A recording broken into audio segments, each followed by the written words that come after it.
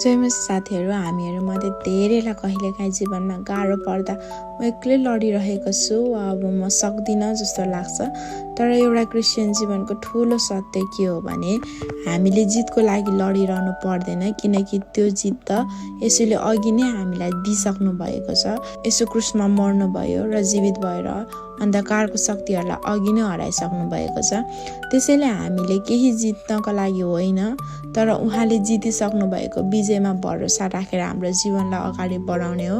हाम्रो काम भनेको बस उहाँले दिनुभएको त्यो जितमा दरिलो गरी उभिनु र आफ्नो विश्वासमा नडगमगाउनु हो। शत्रुले हामीलाई डराउन वा निराशा बनाउन खोज्न सक्छ, तर हामी डराउनु पर्दैन, किनकि येशू आफै हामीसँग हुनुहुन्छ। हरेक परिस्थितिमा परमेश्वरमाथि भर परौँ।